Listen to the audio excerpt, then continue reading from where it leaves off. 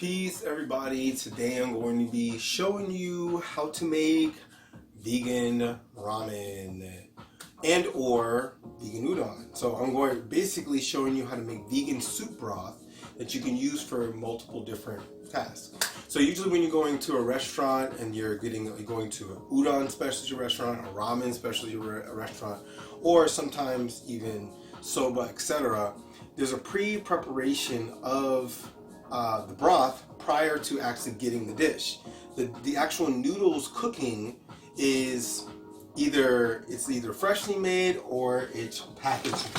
Usually if a place has prided on their fresh noodles, then you're gonna be paying a little bit more than the general price.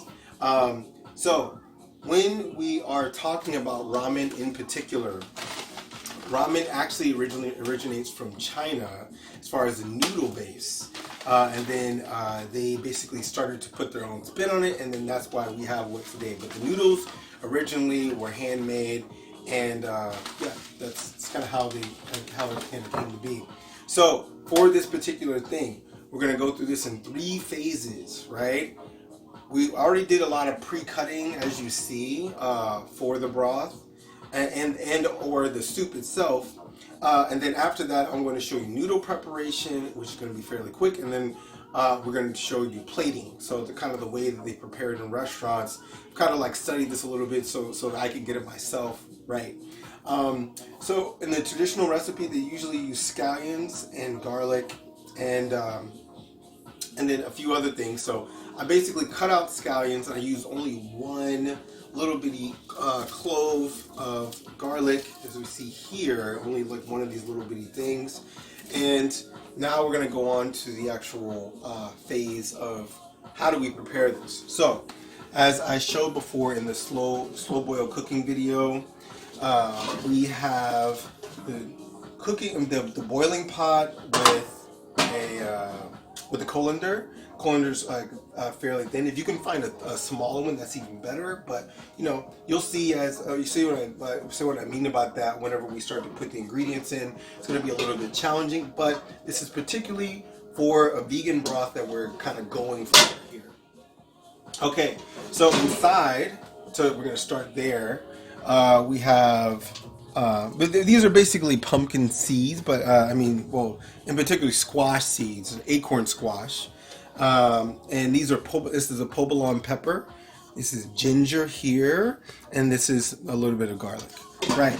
So these are in the colander because they're not going to be in the base of the soup. It's nothing you're going to actually be able to only taste the flavor of in the base of the broth, but you're not going to actually be able to bite into, right? And I did save a provolone pepper here so you can see what it actually looks like. That's actually the only thing I'm cutting.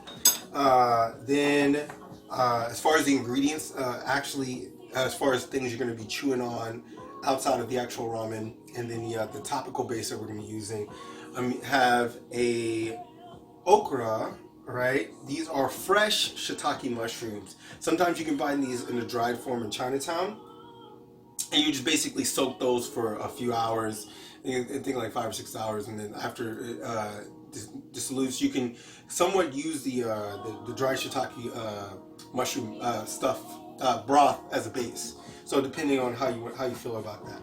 This is bella pepper, right? But it's a brown one. I usually like brown mushrooms versus white mushrooms just because they have better flavor, and they just taste a little bit different. Then this is the acorn squash. You can get this at a supermarket. If you live in Brooklyn, it's going to be a lot easier just because the markets carry more diversity here. Okay, so these I'm not going to be cutting, but I am going to be cutting the provolone pepper. I'm going to cut that last. I'm using pink or Himalayan sea salt and some sesame oil, and we're using low sodium soy sauce. Just because that's just how it ended up being whenever I went to the grocery store. And we're going to be using mirin, which is a certain type of like sweet sake, but it doesn't taste like sake. It's for cooking. So it's a certain type of thing that you cook with. Like sometimes people cook in red wine or something like that, or red wine vinegar. Depends on however you want to put that. So just gonna dice this up really quick. This is like the last portion before I start adding ingredients. And here. And now we're gonna go through the ingredients that we're gonna add in. So this is the last or the final touch of the actual physical contents for the curing of the broth. And then here, sometimes I like to do this. Just I leave the top on, and then after I leave the top on, then I kind of mince these in here. See, it's getting a little full, and I'm just gonna drop that in there. So this is not only for flavor, but you can also ask, like, if you've looked at plenty of cooking recipes in your life, you'll always see on the back of it they'll say add a dash of salt whenever the water starts to boil. Even oatmeal, malto and grits, all the same thing. Before you add stuff to the water, so you want is basically to dehydrate the water and to be able to allow the water to boil faster, right? So that's there for also flavor, but then also to help the water boil faster. I'm using the sesame oil here. And okay, so you got to think about this. Whenever you are cooking for, especially the larger the batch is. You're not making ramen noodles, some like Manchurian, little bitty like instant noodles from the thing. Like, even though these noodles are a little bit instant, but the point of this whole thing is how do I get as much flavor as possible into the actual base of the broth. So, and then I forgot to mention about I'm using red soybean paste, or this is white soybean paste, but I also use red soybean paste at particular times. And then after I use soy sauce, and then I'm going to add some mirin. Right, okay, added a considerable amount. And then our last portion of something ingredients to include is black. I mean, we're using black sesame seeds here, but you can use whatever type of sesame seeds you want. This is for the ending kind of portion, particularly for vegan ramen. If you're making your own ramen, like most ramen, the actual broth takes about like 10 hours, like 8 to 10 hours. So this one we're only going to be preparing it for about 3. So we're lifting this up, right, and adding this to the top here is going to kind of stay back on the way down. Now I'm going to be adding the ingredients. So here we have okra that's already finely chopped. I'm going to spread that across the bottom, right?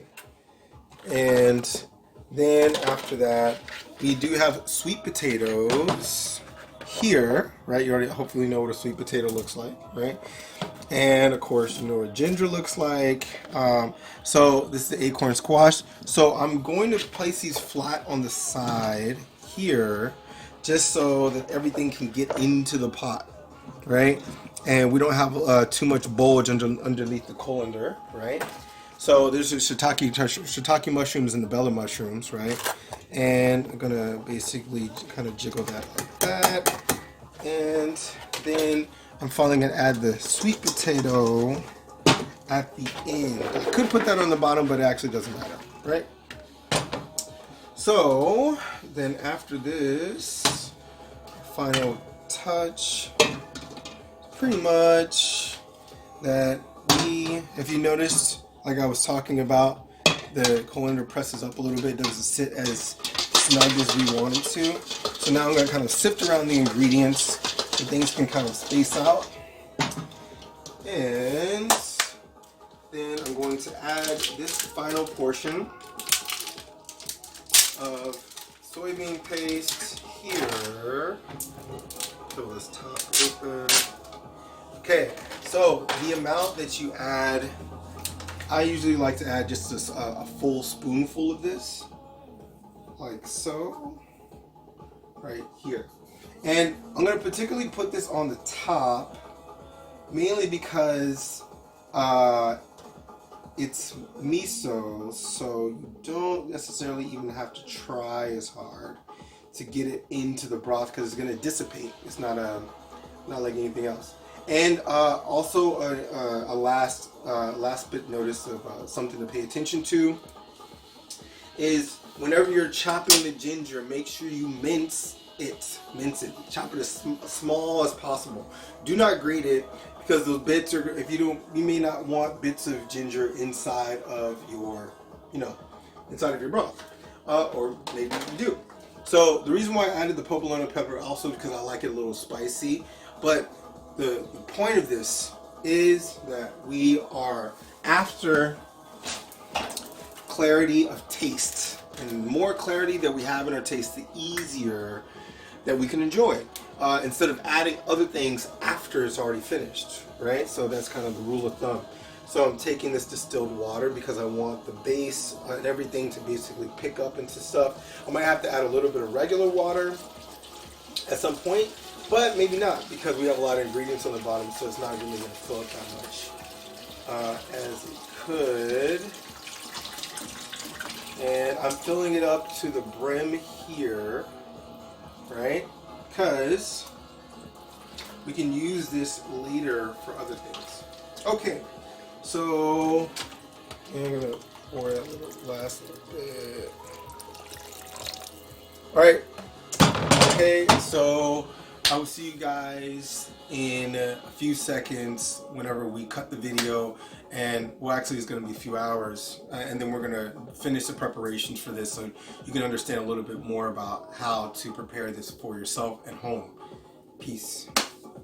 Peace, everyone. We're back with this second segment, and now we're going to be basically combining plating and the end of the ramen making. So ramen's just about finished, right? If you want to kind of come in here, ramen, what happens is whenever it's first dry, just like typical ramen noodles that you can buy at the store, this is kind of a different quality though, because I have a lot of extra ingredients. But with these Chinese noodles that we're putting inside the broth, or any dried noodle that you are particularly using, I usually like to use a frying or a saucepan. I mean, not a saucepan, but basically a large frying pan. Yeah. Typically, because the length of the noodle is literally the length of this package. So, like, that's how they're typically made. They're not really made condensed like that. So, in regard to that, you leave it inside the broth. I mean, the basically boiling water first. Don't just put it inside of water and then let it boil.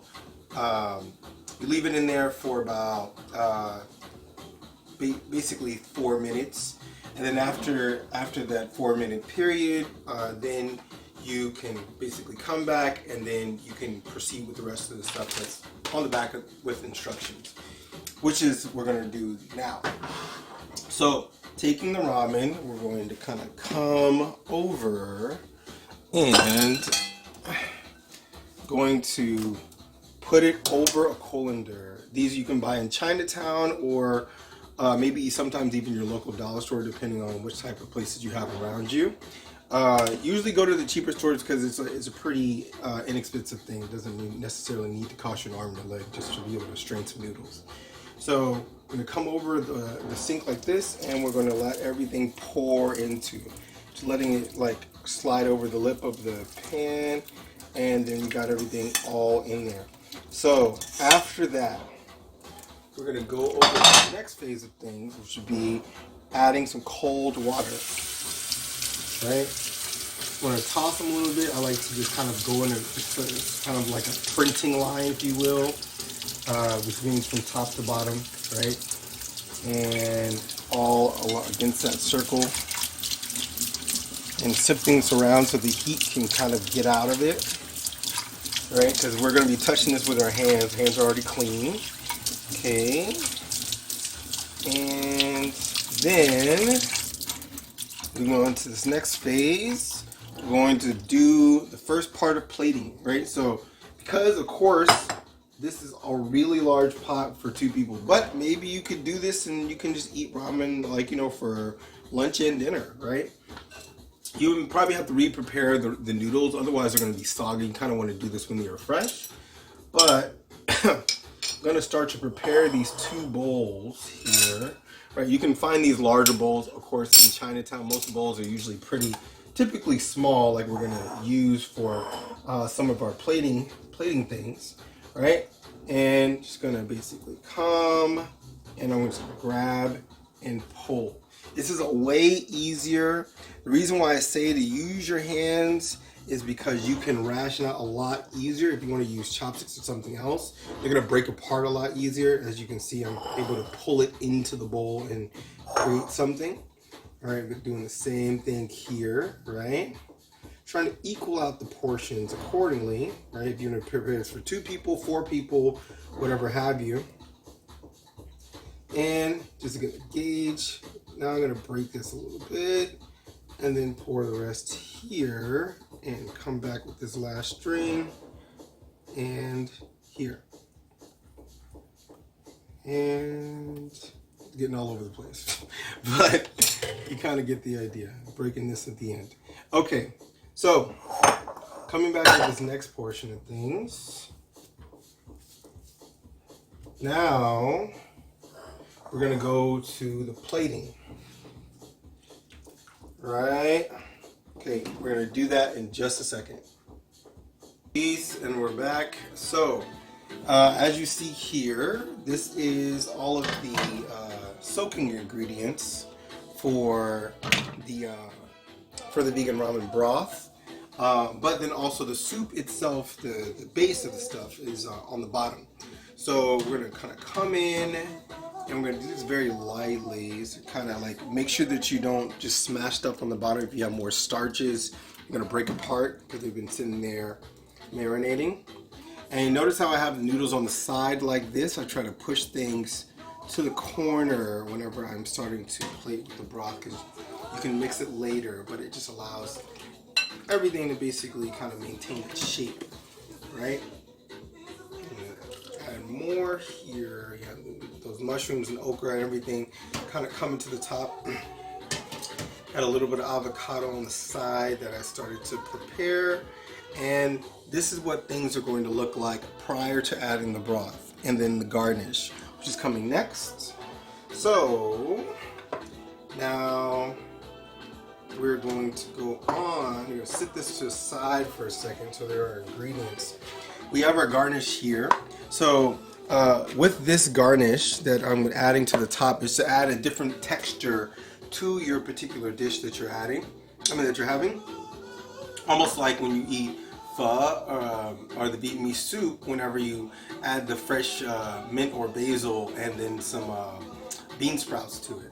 So this is dill, oregano, purple cabbage, and mint.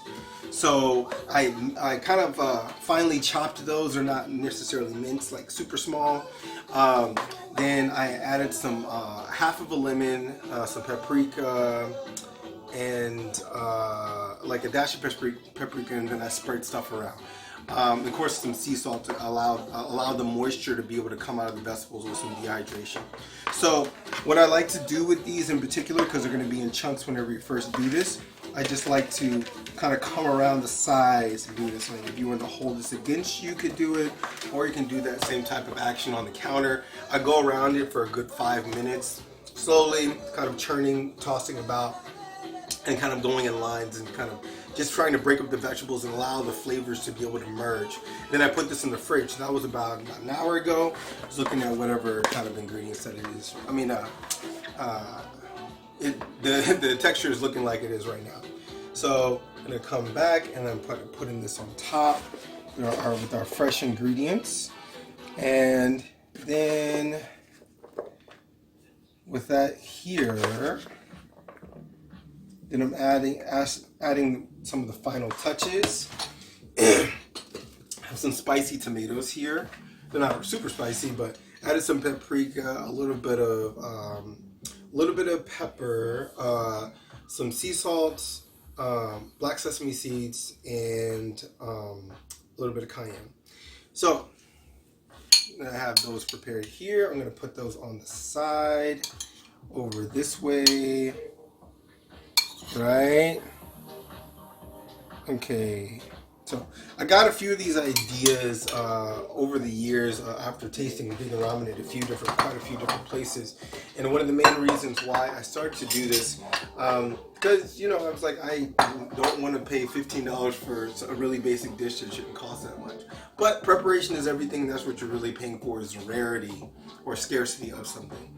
So the last one, I have this avocado cut into a grid, or X and Y axis down the X, so it kind of comes off in chunks. You're going to kind of come over here and watch that. I'm going to come over and I'm just going to scoop it underneath, and it's going to break into pieces like so. And push a little bit over to the side, and then pretty much done here. So after this, we're going to come back with the broth and allow the few pieces to be able to come on top with that. But we're pretty much after broth here for this final portion. So you can use this kind of recipe for udon, for ramen, for lo mein, for any type of noodle that you want to be able to have a broth with in a type of a noodle dish. It beats getting the little instant ramen noodles and then the little prepared package, because that has a lot of salt and sodium in it, and then just the content is only made for that instant noodle taste, but then the actual nutrients is strongly lacking. This is the reason why you're really paying more at the specialty ramen and udon places, like I was saying before, is the preparation of everything. So, and then we are going to finish the garnish with some black sesame seeds. And we are done. So if you're going to come and check that out. So this is going to be the background picture for the actual final dish. At the background on Instagram TV. Peace.